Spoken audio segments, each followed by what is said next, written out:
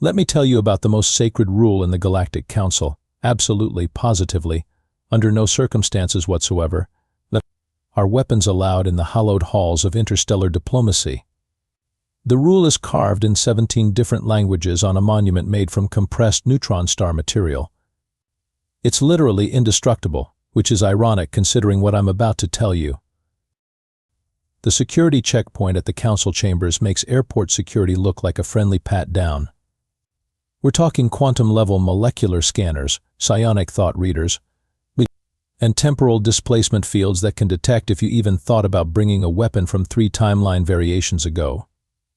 The Zephyrians get their photon claws filed down to nubs. The crystalline collective has to leave their shard-shooting appendages in special deposit boxes. Even the pacifist fluff bunnies from Omega Centauri have to surrender their naturally occurring poison quills. But then there's Ambassador Jake Morrison, humanity's representative, who strolls through security every morning with a cheerful good morning klaxon to the chief security officer. Morrison gets a polite nod, a nervous smile, and absolutely zero screening. The man could be carrying a nuclear warhead in his briefcase and Klaxon would probably offer to help him carry it. Now, before you start thinking this is some sort of diplomatic immunity gone wrong, let me clarify something. The humans don't get a free pass because they're special or beloved. Oh no. No. They get a free pass because everyone in the galaxy has learned a fundamental truth about humans. They don't need to bring weapons because they turn everything into weapons. Chief Security Officer Klaxon, a 6-foot-tall praying mantis with OCD and a badge complex, learned this lesson the hard way. He tried. Oh, how he tried. For months he subjected every human to the full security treatment. Strip searches, cavity scans, psychological evaluations. The works. Council Speaker Vortak, a pompous floating jellyfish who speaks in 17 different tones of condescension, fully supported these measures. After all, humans were the newest species to join the council, barely out of their planetary diapers, and clearly needed proper civilization guidance. The results were, shall we say, educational for everyone involved. Picture this, 3 years ago, the council chamber's emergency session. Zerg pirates had somehow breached the station's outer defenses and were making their way toward the supposedly impregnable council halls. 27 species of the galaxy's most advanced civilizations were huddled behind floating desks, their natural abilities about as useful as a chocolate teapot in a firefight. The ethereal wisps tried phasing through walls but just got dizzy. The silicon-based Rocktopians attempted to form defensive barriers but moved about as fast as continental drift. Even the warrior-caste Bladewing raptors were helpless without their ceremonial weapons, flapping around like angry chickens. Enter Ambassador Morrison, who at that moment was calmly organizing his desk supplies. Ambassador Morrison, Speaker Vortak had gurgled in his most panicked tone, "We must evacuate immediately. The pirates will breach the inner sanctum within minutes." Morrison looked up from his paperwork, adjusted his reading glasses, and said, "Oh, that's unfortunate. Mind if I finish this expense report first? Accounting gets cranky when I'm late." Klaxon's antennae were practically vibrating with terror. "Ambassador, this is not the time for human humor. We are all going to die." "Die? Oh, come now, Klaxon. That seems a bit dramatic." Morrison picked up a standard office stapler, examined it thoughtfully, then reached into his desk drawer. Out came a paper clip, a rubber band, and one of those promotional pens that never works when you need it to. What happened next entered galactic legend as the Great Stapler Incident. Morrison straightened the paper clip with the precision of a Swiss watchmaker, stretched the rubber band between 2 fingers, and somehow turned a malfunctioning promotional pen into what can only be described as a projectile guidance system. The stapler became a launching mechanism that would have made NASA engineers weep with envy. The first pirate through the door took a paperclip to the optical sensor at roughly Mach 2. The second one slipped on what Morrison later claimed was accidentally spilled coffee, but looked suspiciously like a precisely calculated application of beverage-based tactical maneuvering. The third pirate found himself tangled in what appeared to be string but was actually Morrison's emergency dental floss, deployed with the strategic brilliance of a spider's web. Within 15 minutes, 17 heavily armed Zerg pirates were neutralized, disarmed, and somehow tied up using office supplies that Morrison had acquired during a routine supply run to the station's equivalent of staples.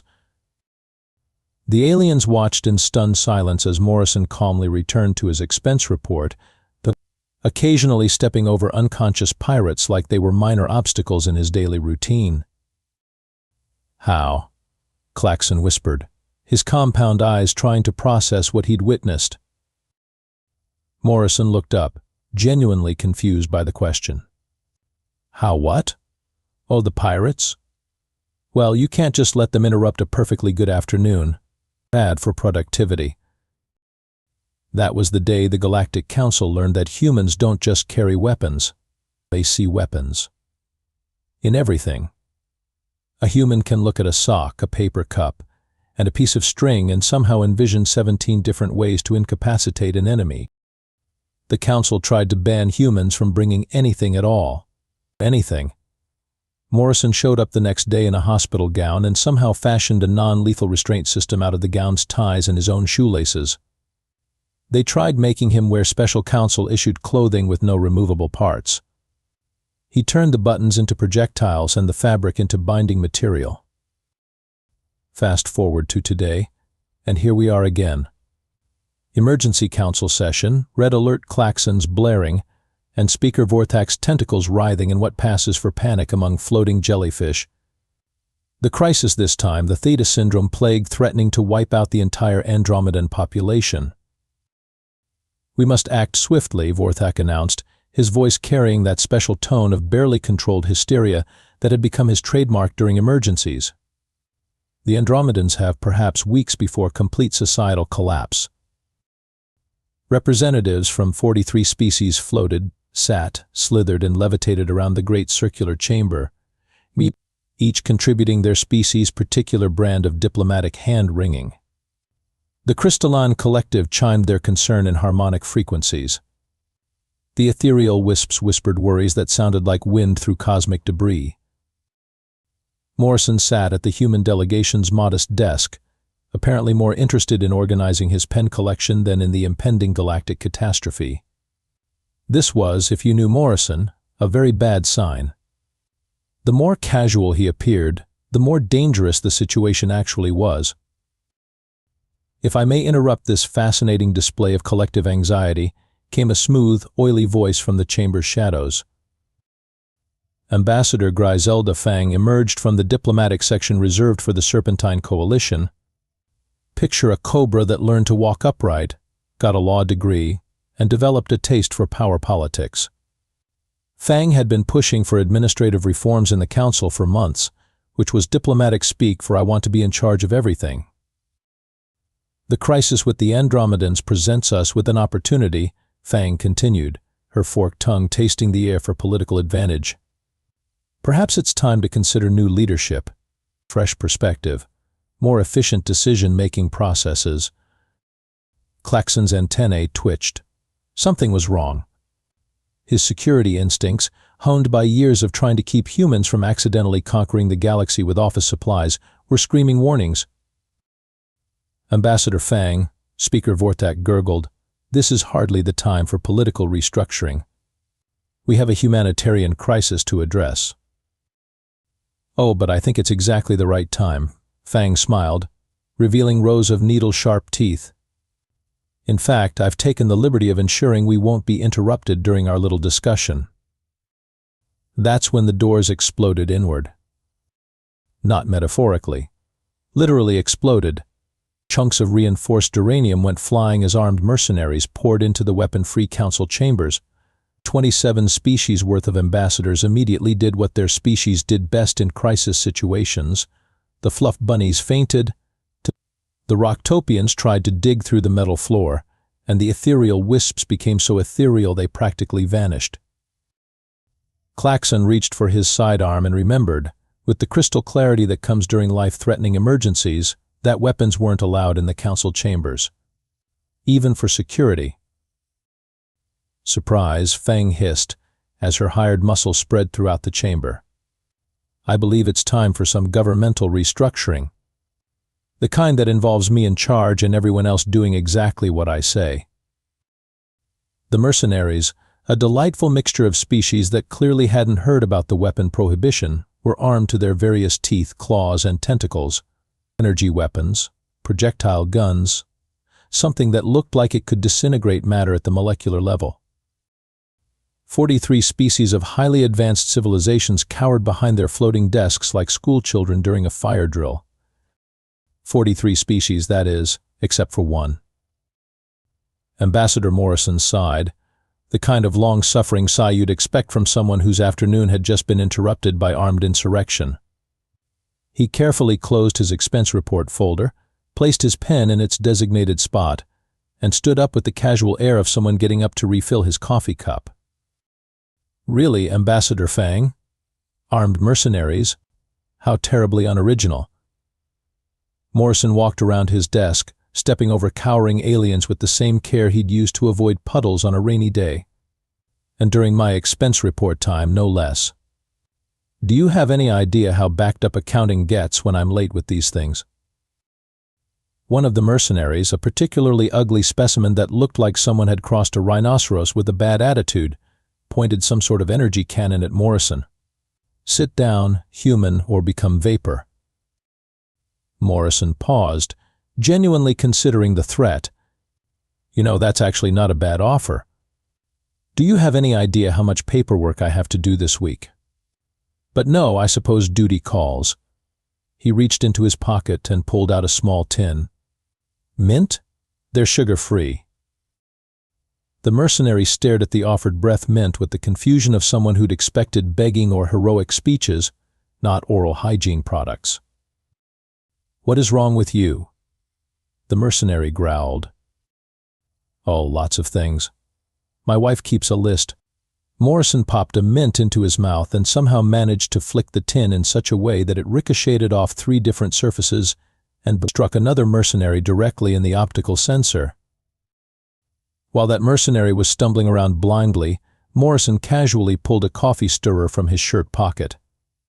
Not just any coffee stirrer, mind you, but one of those little wooden ones from the Council's diplomatic cafe.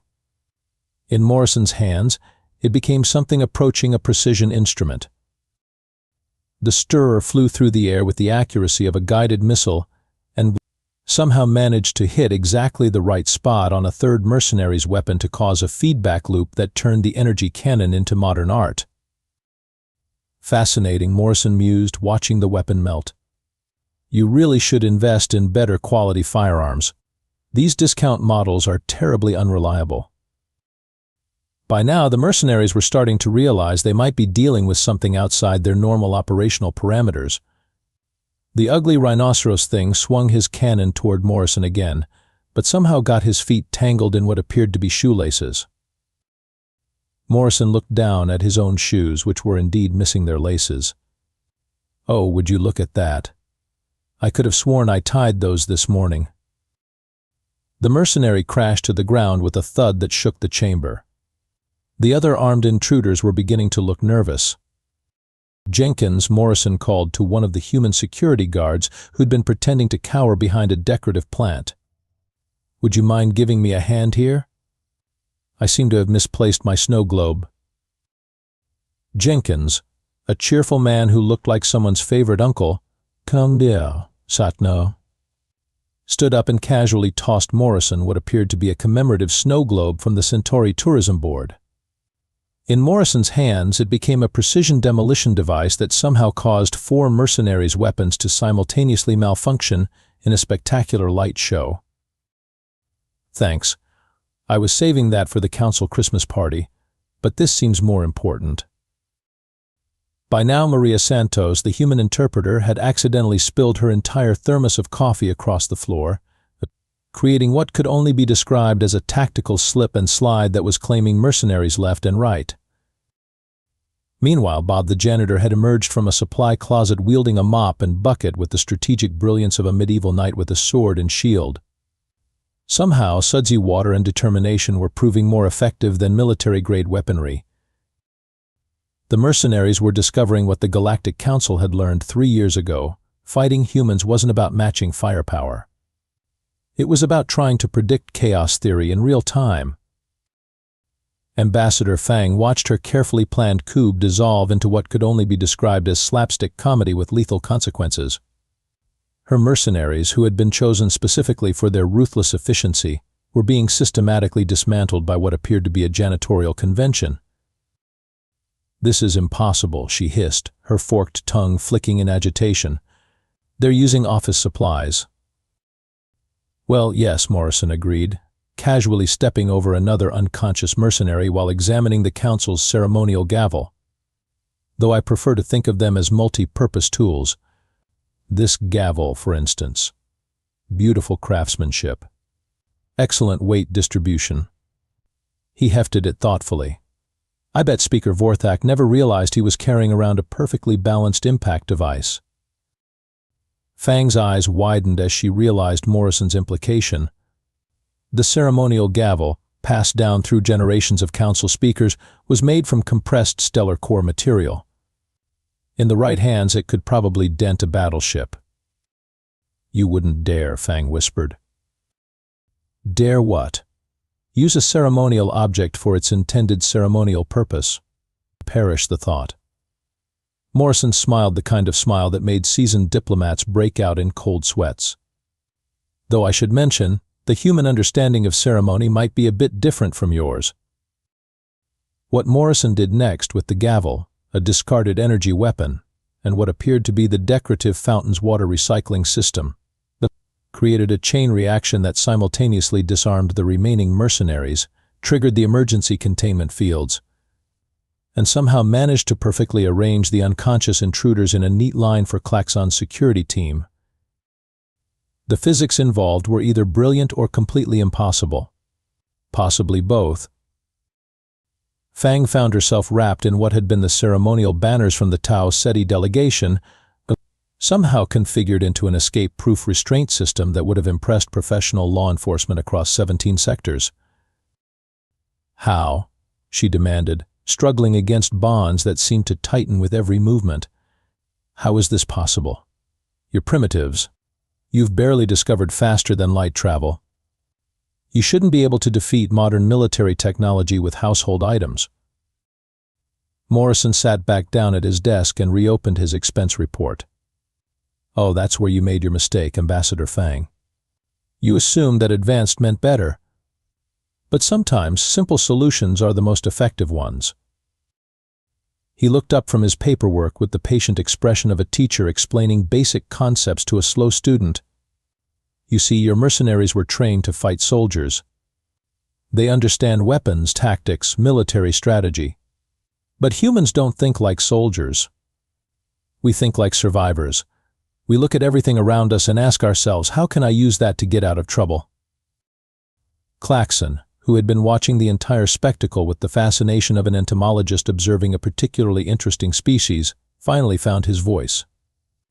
"Ambassador Morrison, that was the most illogical, unpredictable, and effective combat display I have ever witnessed." "Combat?" Morrison looked genuinely surprised. "Oh no, Klaxon. That wasn't combat. That was just problem-solving with a deadline." Speaker Vorthak floated over, his tentacles still trembling slightly from the excitement.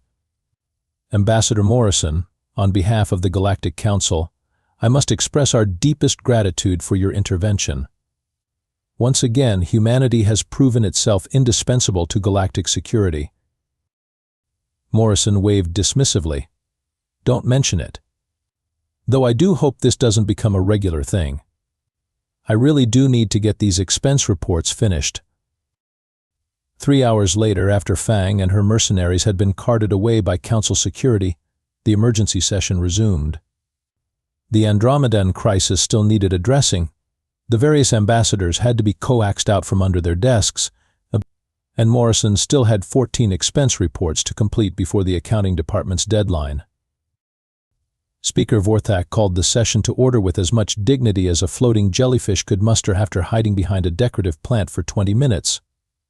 "Before we address the Andromedan situation, the Council must discuss new security protocols. Claxon stood at attention, his antennae twitching with what might have been embarrassment or admiration. After careful consideration of today's events, and in consultation with the Security Committee, I recommend the following policy change: that all humans are hereby officially exempt from weapon screenings, searches, and security protocols. A murmur went through the chamber. The crystalline collective chimed their confusion. The ethereal wisps whispered questions that sounded like cosmic background radiation. The rationale, Claxon continued, is simple.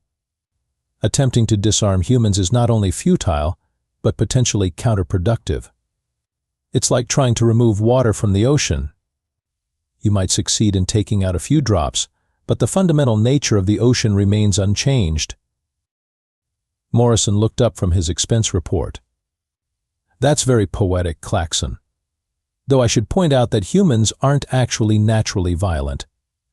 We're just naturally creative. It's not our fault that creativity and problem-solving sometimes look like violence to outside observers. Indeed, Speaker Vorthak gurgled, which brings us to the second policy change. From this day forward, all council chambers will be equipped with a basic supply of human-compatible materials, office supplies, maintenance equipment, and recreational items. Recreational items? Morrison asked, genuinely curious. Snow globes, apparently, Vorthak replied dryly. Our research department has been studying today's incident and concluded that keeping humans well supplied with random objects is actually a security measure for everyone else.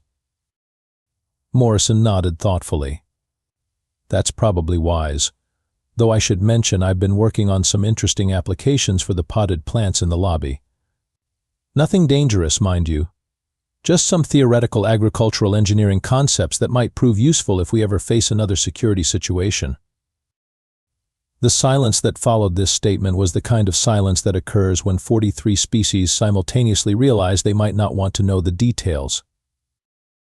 Perhaps, Speaker Vorthak suggested carefully, we should focus on the Andromedan crisis now? Excellent idea, Morrison agreed, closing his expense report with satisfaction. Though I should mention I've been reading about the Theta Syndrome plague, and I think the solution might be simpler than everyone assumes. Has anyone considered using modified coffee filters as a delivery system for the antiviral compound?